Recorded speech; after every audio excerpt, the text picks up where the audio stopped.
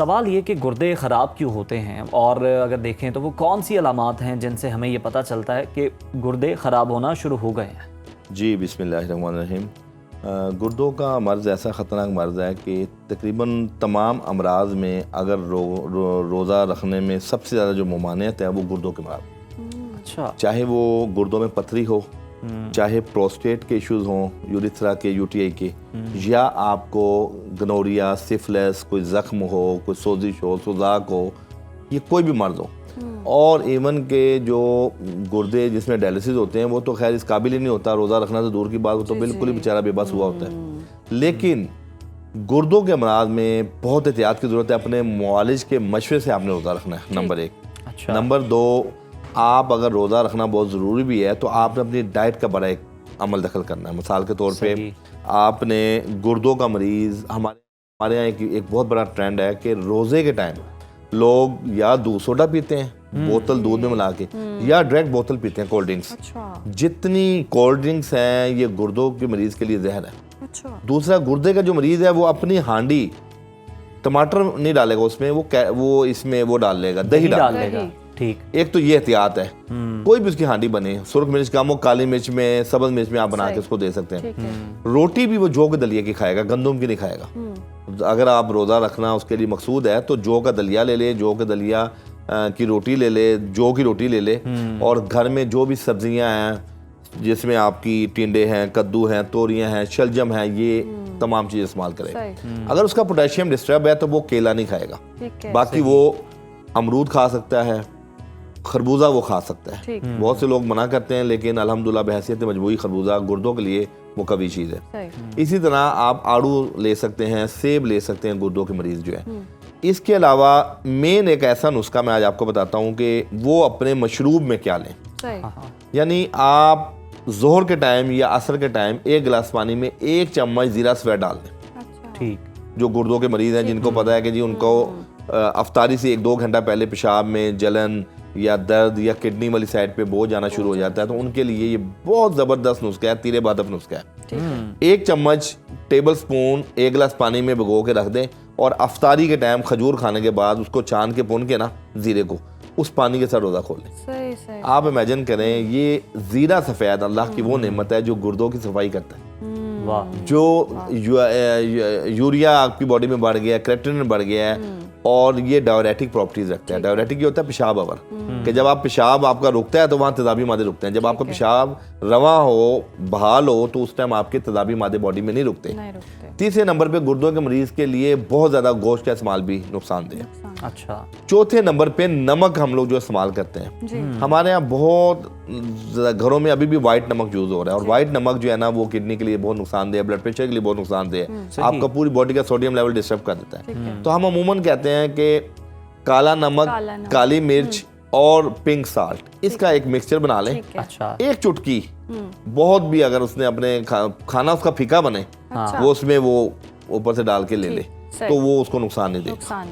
काला नमक, काली मिर्च और पिंक साल्ट। अच्छा। तो इंशाल्लाह इस कॉम्बिनेशन से अगर वो थोड़ा बहुत नमक जायके के तो लिए बिल्कुल 1 चुटकी अपने पूरे खाने में जो खा रहा है उसमें डालेगा, और उसको चम्मच से हिला ले, तो वो नुकसानदेह नहीं। अच्छा हकीम साहब, जो गुर्दों के जिनको मसाइल हैं वो रोज़ा भी रख रहे हैं, सहरी और इफ्तारी में फिर कैसे पानी को है बैलेंस किया जाए, क्योंकि पानी की कमी हो जाती है। देखें, आम मरीज या गुर्दों का मरीज अगर आप 12 घंटे की फास्टिंग के बाद इमीडिएटली 4-5 गिलास या 2-3 गिलास भी पानी पिएंगे तो आपकी किडनी खराबी की तरफ जाएंगी। मैं हमेशा लोगों को ये कहता हूँ कि आप 1 गिलास पानी, आधे गिलास से 1 गिलास पानी तक इफ्तार में आप लें, और उसके बाद खजूर लें, या जो भी आपकी लवाजमात हैं, दस्तरखान की जीनत हैं, वो आप नोश फरमाएं, और फिर आप अगले 12 घंटे यानी कि रात सहरी से पहले आप 12 गिलास पानी, 10 गिलास पानी पी लेंगे तो पूरे दिन की कंपनसेशन होगी।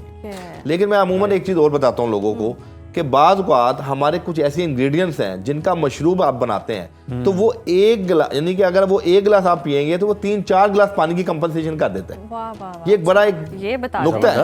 मिसाल के तौर पे हमारे तिब के अंदर है शरबत बजूरी। शरबत बजूरी के जो इंग्रेडिएंट्स है ना सर, वो सौंफ है, इसमें टेस्ट भी बड़ा जबरदस्त है, उसकी जड़ है, इसी तरह कासनी है, कासनी की जड़ है, सारे रेफ्रिजरेंट हैं और एंटीऑक्सीडेंट प्रॉपर्टीज रखते हैं। अब जब शरबत बजूरी आप 1 गिलास पी लेंगे ना, तो समझ लें सादे पानी 5 गिलास के बराबर आपकी बॉडी के अंदर खुश्की ज़ाइल तरावट बहाल।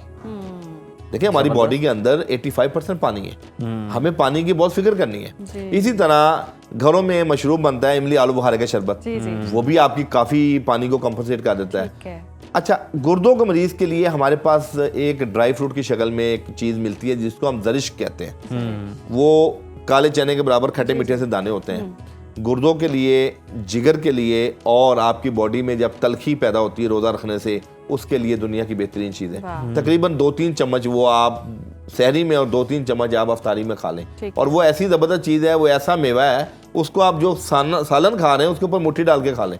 अच्छा। आप जनाब कोई चावल खा रहे हैं, जैसे आपको पता है पहले वक्तों में बिरयानी और चावल बनते थे तो उसके ऊपर ज़ाफ़रान का तड़का दिया जाता था, ज़ाफ़रान की खुशबू आती थी।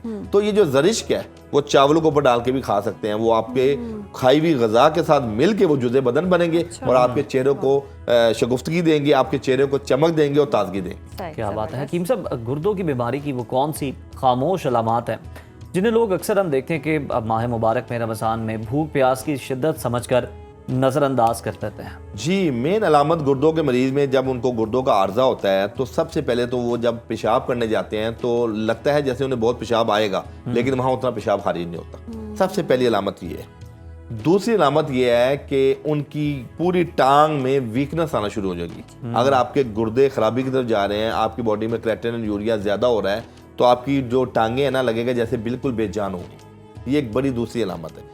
तीसरी अलामत यह है कि सुबह नहार में उठते साथ आपको नौजिया होगा, मतली होगी। अच्छा। आपका नाश्ता करने को दिल नहीं करेगा। ये इसकी तीसरी अलामत है। अच्छा। और चौथी अलामत यह है कि आप कुछ अरसे बाद जब आपके अंदर कॉम्प्लिकेशन क्रेटिनिन यूरिया एक लिमिट से ज्यादा तजावुज कर जाता है तो आपके पाँव में सोजिश आना शुरू हो जाएगी, स्वेलिंग आना शुरू हो जाएगी। ये और जरूरी नहीं कि ये सारी एक साथ हो, इनमें से कोई एक भी हो। सर सम टाइम हिडन भी होता है। कई मरीज ऐसे हैं जिनका क्रेटिनिन यूरिया इतना ज्यादा होता है कि उन्हें डायलिसिस की जरूरत होती है, लेकिन अलामत उनमें कोई नहीं होती है। जब वो टेस्ट करवाते हैं वो एक्यूट उन्हें इन्फेक्शन हो जाती है। जैसे आपको पता है पैनक्रियाटिक इन्फेक्शन होती है, गॉल ब्लैडर की इन्फेक्शन हो जाती है। इसी तरह गुर्दों की भी कुछ दवाइयां खाने से रिएक्शन हो जाता है, कुछ खुराक खाने से, कुछ चीजें हम यके बाद दिगरे गर्म चीजें मुसलसल खाते हैं। तो हमारे किडनी का क्या काम है, हमारी बॉडी से फिल्टर करना होता है टॉक्सिन को। जब एक आपका फिल्ट्रेशन प्लांट ही खराब हो जाएगा तो वो टॉक्सिन आपके ब्लड में शामिल होगा जो आपको मुतफ़्फ़ुन मवाद पैदा करेगा। तो हकीम साहब, ये जो ब्लड प्रेशर के मरीज हैं या शुगर के मरीज हैं वो भी रोजे रख रहे होते हैं और इसका डायरेक्टली इफेक्ट भी आता है गुर्दों पे, तो अगर वो उस चीज़ की टेक केयर नहीं करे तो गुर्दे भी मुतासर होते हैं। तो रोजे के दौरान ये जो ब्लड प्रेशर वाले पेशेंट हैं या शुगर वाले हैं उनको क्या है? देखिए, ब्लड प्रेशर की हमारे यहाँ कॉमन जो रीज़न है वो 4-5 है। ठीक। सबसे पहली जो बड़ी रीज़न है वो कोलेस्ट्रॉल का बढ़ जाना है। जब आपका कोलेस्ट्रॉल लेवल और ट्राइग्लिसराइड लेवल यानी लिपिड लेवल जब आपका LDL HDL डिस्टर्ब होता है तो रोज़ा रखने वाले ऐसे लोगों को हम कहते हैं हम रोज़ा रखें। ठीक है। जब आप रोज़ा रखते हैं तो आपका मेटाबॉलिज्म बेहतर होता है, जिससे आपके HB लेवल, आपका लिपिड लेवल नॉर्मल होता है और वो आपका ब्लड प्रेशर में मुआवन साबित होगा। ठीक है। हाँ, दूसरे नंबर पे ब्लड प्रेशर बढ़ता है गैसेस की वजह से, जब आपके कब्ज होती है, अच्छा, कॉन्स्टिपेशन होती है, तो उस सूरत में भी आप उससे रेलिवेंट को दवाई लेंगे तो वो मामला हल हो जाएगा। लेकिन एक मर्ज में जब आपकी RFT रीनल फंक्शन टेस्ट आपका डिस्टर्ब होता है, क्रेटिनिन यूरिया आपका ज्यादा होता है, तो उस सूरत में आपको रोजा रखने में बहुत एहतियात करनी है, क्योंकि जहां पानी की कमी होगी वहां आपके रतूबा ये जो तेजाबी मादा है बॉडी में और बढ़ेगा और वहां ब्लड प्रेशर शूट करेगा। और आपको पता है सबसे ज्यादा जो डायस्टोलिक है, कुछ लोग ऐसे हैं जिनका सिस्टोलिक नॉर्मल होता है, यानी कि 120/80 हमारा एक नॉर्मल है, 120 सिस्टोलिक और 80 डायस्टोलिक।